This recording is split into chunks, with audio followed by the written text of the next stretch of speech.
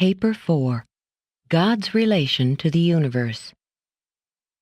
The Universal Father has an eternal purpose pertaining to the material, intellectual, and spiritual phenomena of the universe of universes, which He is executing throughout all time.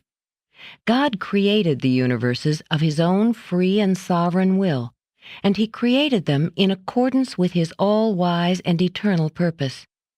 It is doubtful whether anyone except the paradise deities and their highest associates really knows very much about the eternal purpose of God. Even the exalted citizens of paradise hold very diverse opinions about the nature of the eternal purpose of the deities. It is easy to deduce that the purpose in creating the perfect central universe of Havona was purely the satisfaction of the divine nature. Havona may serve as the pattern creation for all other universes and as the finishing school for the pilgrims of time on their way to paradise. However, such a supernal creation must exist primarily for the pleasure and satisfaction of the perfect and infinite creators.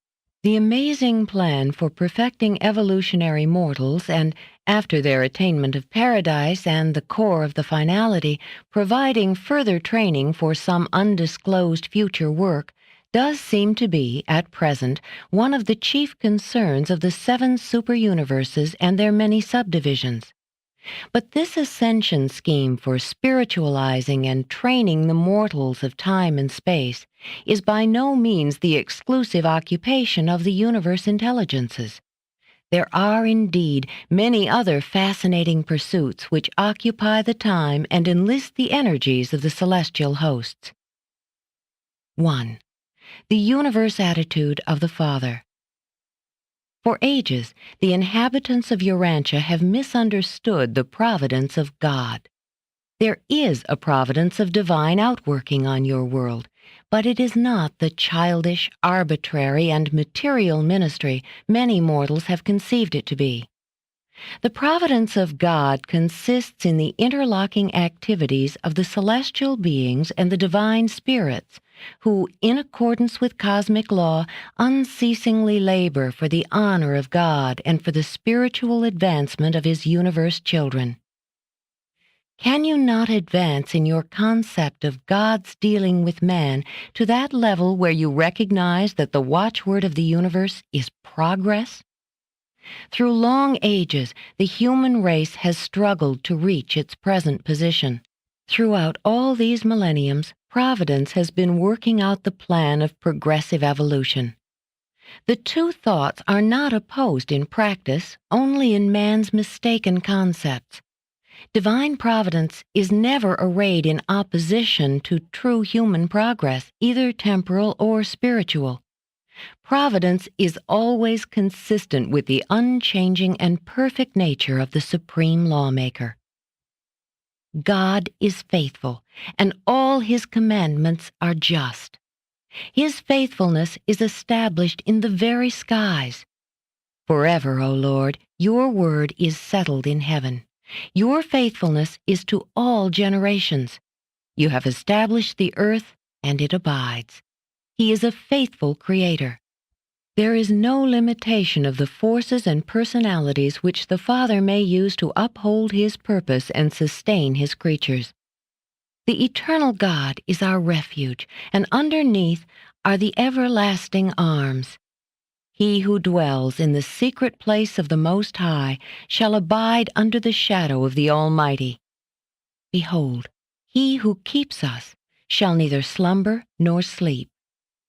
We know that all things work together for good to those who love God. For the eyes of the Lord are over the righteous, and His ears are open to their prayers. God upholds all things by the word of His power, and when new worlds are born, He sends forth His sons, and they are created. God not only creates, but He preserves them all. God constantly upholds all things material and all beings spiritual. The universes are eternally stable. There is stability in the midst of apparent instability.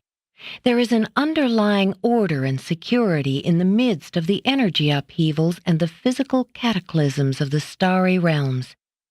The Universal Father has not withdrawn from the management of the universes. He is not an inactive deity. If God should retire as the present upholder of all creation, there would immediately occur a universal collapse. Except for God, there would be no such thing as reality. At this very moment, as during the remote ages of the past and in the eternal future, God continues to uphold. The divine reach extends around the circle of eternity. The universe is not wound up like a clock to run just so long and then cease to function. All things are constantly being renewed. The Father unceasingly pours forth energy, light, and life. The work of God is literal as well as spiritual. He stretches out the north over the empty space and hangs the earth upon nothing. A being of my order is able to discover ultimate harmony and to detect far-reaching and profound coordination in the routine affairs of universe administration. Much that seems disjointed and haphazard to the mortal mind appears orderly and constructive to my understanding. But there is very much going on in the universes that I do not fully comprehend. I have long been a student of, and am more or less conversant with, the recognized forces, energies, minds, Urantias, spirits, and personalities of the local universes and the superuniverses. I have a general understanding of how these agencies and personalities operate, and I am intimately familiar with the workings of the accredited spirit intelligences of the grand universe. Notwithstanding my knowledge of the phenomena of the universes, I am constantly confronted with cosmic reactions which I cannot fully fathom.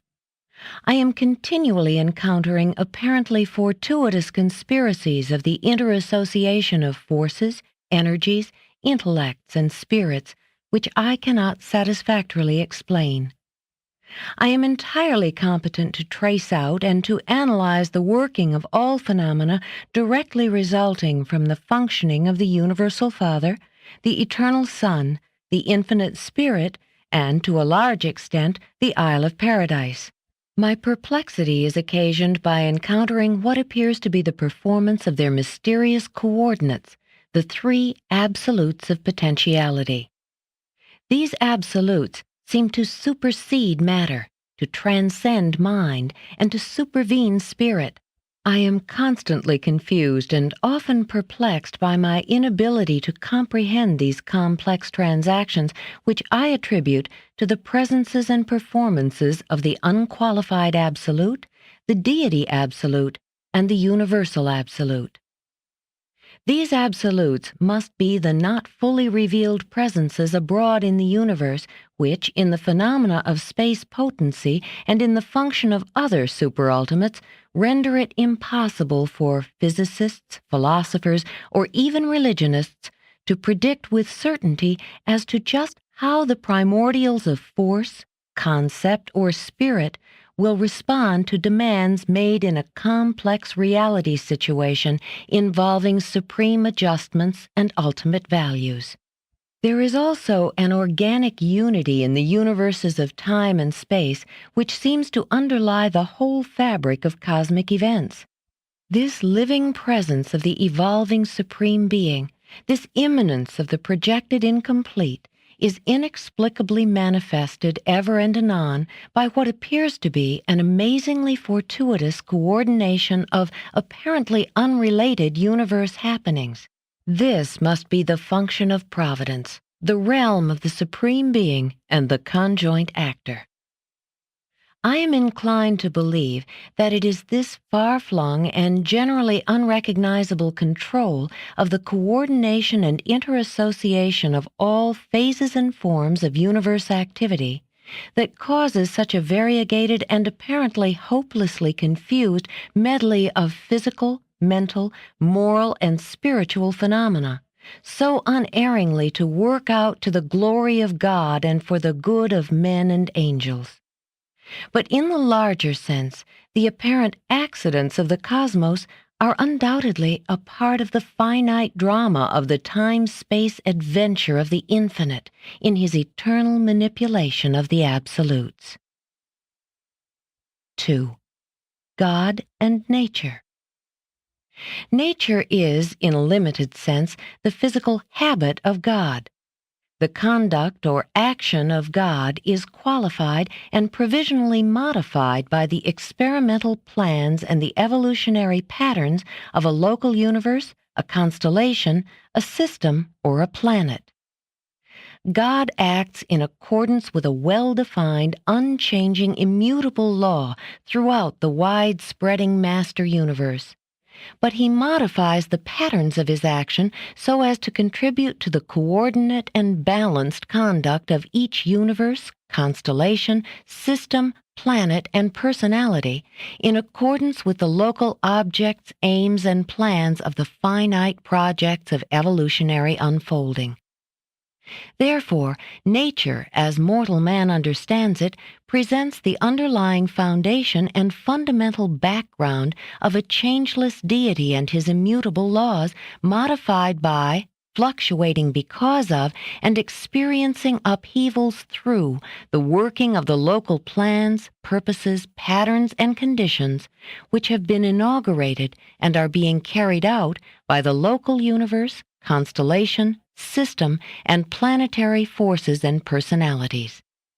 For example, as God's laws have been ordained in Nebadon, they are modified by the plans established by the Creator Son and creative spirit of this local universe. And in addition to all this, the operation of these laws has been further influenced by the errors, defaults, and insurrections of certain beings resident upon your planet and belonging to your immediate planetary system of Satania. Nature is a time-space resultant of two cosmic factors.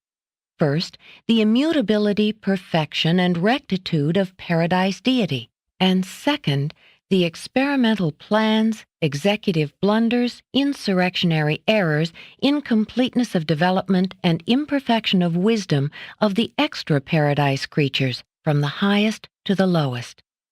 Nature, therefore, carries a uniform, unchanging, majestic, and marvelous thread of perfection from the circle of eternity.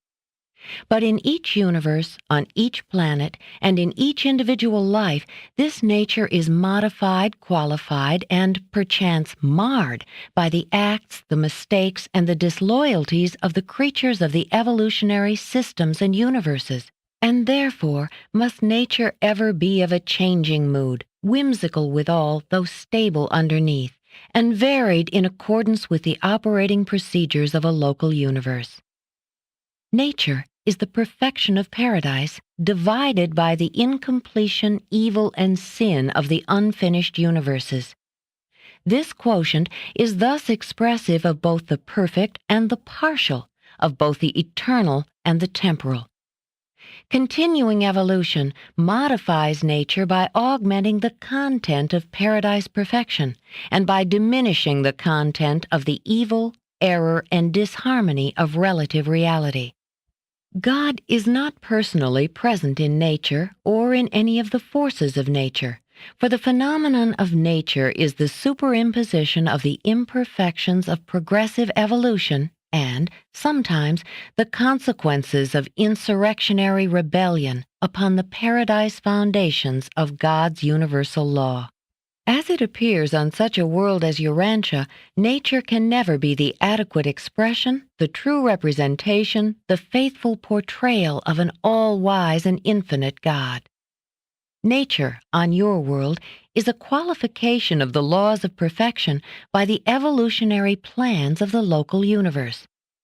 What a travesty to worship nature because it is in a limited, qualified sense pervaded by God, because it is a phase of the universal and therefore divine power.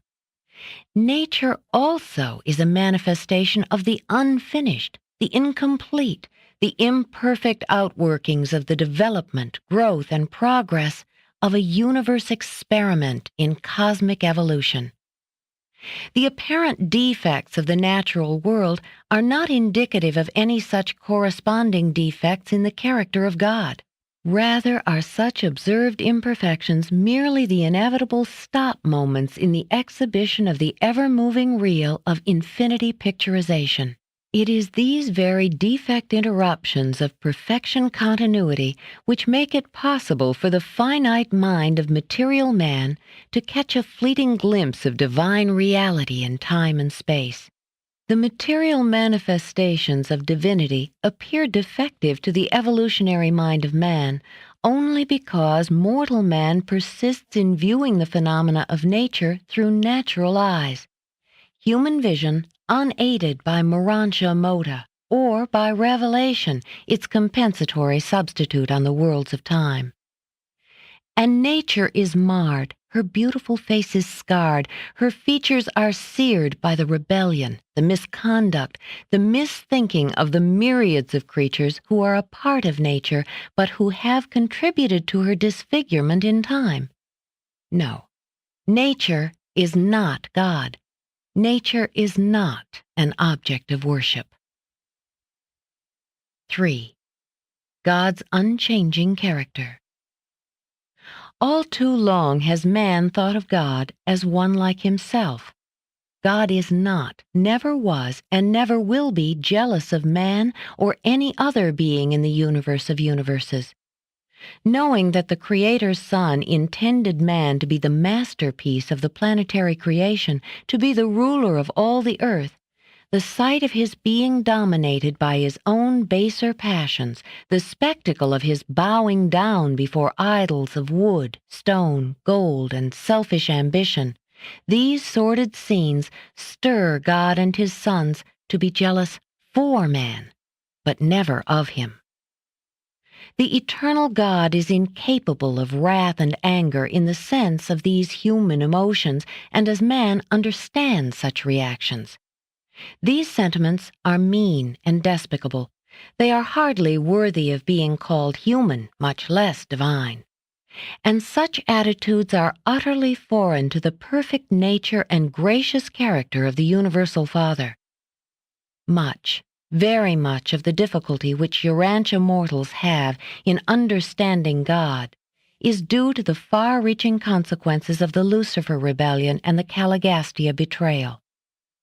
On worlds not segregated by sin, the evolutionary races are able to formulate far better ideas of the Universal Father.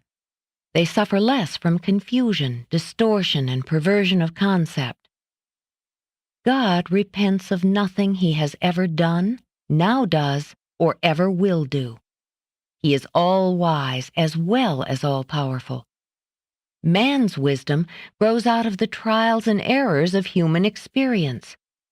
God's wisdom consists in the unqualified perfection of his infinite universe insight, and this divine foreknowledge effectively directs the creative free will.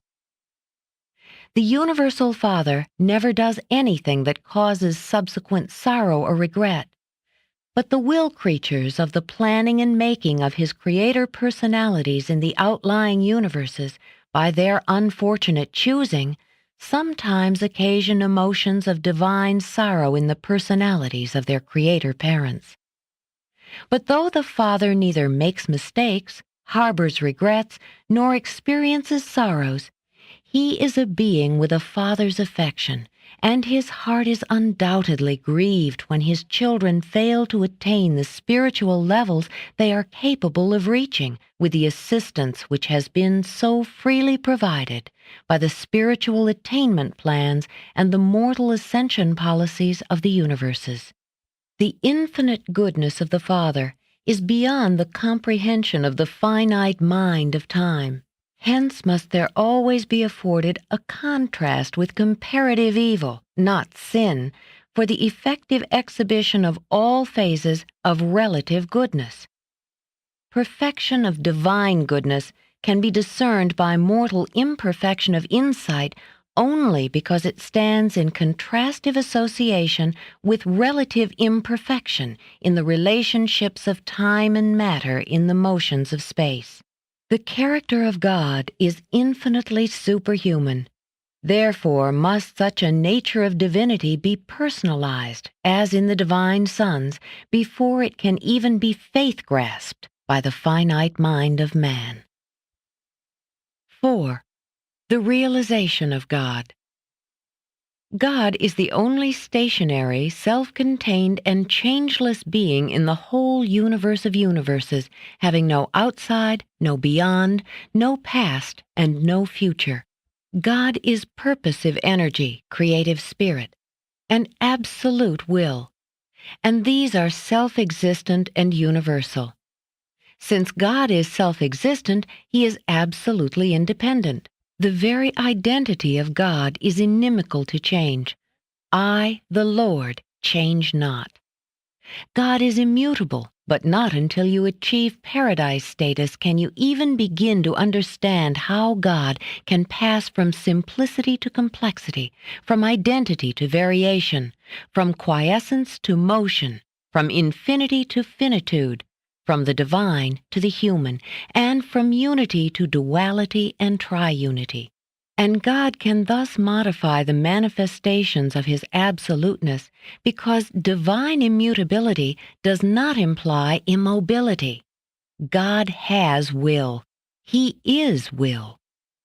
God is the being of absolute self-determination. There are no limits to His universe reactions save those which are self-imposed. And His free will acts are conditioned only by those divine qualities and perfect attributes which inherently characterize His eternal nature. Therefore is God related to the universe as the being of final goodness plus a free will of creative infinity. The Father Absolute is the creator of the central and perfect universe and the Father of all other creators. Personality, goodness, and numerous other characteristics God shares with man and other beings, but infinity of will is His alone. God is limited in His creative acts only by the sentiments of His eternal nature and by the dictates of His infinite wisdom. God personally chooses only that which is infinitely perfect, hence the supernal perfection of the central universe. And while the Creator's sons fully share His divinity, even phases of His absoluteness, they are not altogether limited by that finality of wisdom which directs the Father's infinity of will. Hence, in the Michael order of sonship, creative free will becomes even more active, wholly divine, and well-nigh ultimate, if not absolute. The Father is infinite and eternal. But to deny the possibility of His volitional self-limitation amounts to a denial of this very concept of His volitional absoluteness. God's absoluteness pervades all 7 levels of universe reality, and the whole of this absolute nature is subject to the relationship of the Creator to His universe creature family. Precision may characterize Trinitarian justice in the universe of universes, but in all His vast family relationship with the creatures of time, the God of universes is governed by divine sentiment. First and last, eternally, the infinite God is a Father. Of all the possible titles by which He might appropriately be known, I have been instructed to portray the God of all creation as the universal Father. In God the Father, free will performances are not ruled by power, nor are they guided by intellect alone. The divine personality is defined as consisting in spirit and manifesting Himself to the universes as love. Therefore, in all His personal relations with the creature personalities of the universes, the first source and center is always and consistently a loving Father. God is a Father in the highest sense of the term. He is eternally motivated by the perfect idealism of divine love, and that tender nature finds its strongest expression and greatest satisfaction in loving and being loved. In science, God is the first cause. In religion, the universal and loving Father. In philosophy, the one being who exists by himself, not dependent on any other being for existence, but beneficently conferring reality of existence on all things and upon all other beings. But it requires revelation to show that the first cause of science and the self-existent unity of philosophy are the God of religion, full of mercy and goodness, and pledged to effect the eternal survival of his children on earth. We crave the concept of the infinite, but we worship the experience idea of God, our anywhere and anytime capacity to grasp the personality and divinity factors of our highest concept of deity. The consciousness of a victorious human life on earth is born of that creature faith which dares to challenge each recurring episode of existence when confronted with the awful spectacle of human limitations by the unfailing declaration, "Even if I cannot do this, there lives in me one who can and will do it, a part of the Father Absolute of the universe of universes. And that is the victory which overcomes the world, even your faith." 5. Erroneous ideas of God. Religious tradition is the imperfectly preserved record of the experiences of the God-knowing men of past ages. But such records are untrustworthy as guides for religious living or as the source of true information about the Universal Father. Such ancient beliefs have been invariably altered by the fact that primitive man was a myth-maker. One of the greatest sources of confusion on Urantia concerning the nature of God grows out of the failure of your sacred books clearly to distinguish between the personalities of the Paradise Trinity and between Paradise Deity and the local universe creators and administrators. During the past dispensations of partial understanding, your priests and prophets failed clearly to differentiate between planetary princes, system sovereigns, constellation fathers, creator sons, super-universe rulers, the Supreme Being, and the Universal Father. Many of the messages of subordinate personalities, such as life carriers and various orders of angels, have been, in your records, presented as coming from God Himself. Urantian religious thought still confuses the associate personalities of deity with the Universal Father Himself, so that all are included under one appellation. The people of Urantia continue to suffer from the influence of primitive concepts of God. The gods who go on a rampage in the storm, who shake the earth in their wrath and strike down men in their anger, who inflict their judgments of displeasure in times of famine and flood. These are the gods of primitive religion. They are not the gods who live and rule the universes. Such concepts are a relic of the times when men supposed that the universe was under the guidance and domination of the whims of such imaginary gods. But mortal man is beginning to realize that he lives in a realm of comparative law and order as far as concerns the administrative policies and conduct of the supreme creators and the supreme controllers. The barbarous idea of appeasing an angry God, of propitiating an offended Lord, of winning the favor of deity through sacrifices and penance, and even by the shedding of blood, represents a religion wholly puerile and primitive, a philosophy unworthy of an enlightened age of science and truth. Such beliefs are utterly repulsive to the celestial beings and the divine rulers who serve and reign in the universes. It is an affront to God to believe, hold, or teach that innocent blood must be shed in order to win His favor or to divert the fictitious divine wrath. The Hebrews believed that without the shedding of blood there could be no remission of sin. They had not found deliverance from the old and pagan idea that the gods could not be appeased except by the sight of blood. though Moses did make a distinct advance when he forbade human sacrifices and substituted, therefore, in the primitive minds of his childlike Bedouin followers, the ceremonial sacrifice of animals. The bestowal of a paradise sun on your world was inherent in the situation of closing a planetary age. It was inescapable, and it was not made necessary for the purpose of winning the favor of God. This bestowal also happened to be the final personal act of a Creator Son in the long adventure of earning the experiential sovereignty of His universe. What a travesty upon the infinite character of God, this teaching that His fatherly heart, in all its austere coldness and hardness, was so untouched by the misfortunes and sorrows of His creatures that His tender mercies were not forthcoming until He saw His blameless Son bleeding and dying upon the cross of Calvary. But the inhabitants of Urantia are to find deliverance from these ancient errors and pagan superstitions respecting the nature of the Universal Father. The revelation of the truth about God is appearing, and the human race is destined to know the Universal Father in all that beauty of character and loveliness of attributes so magnificently portrayed by the Creator Son who sojourned on Urantia as the Son of Man and the Son of God.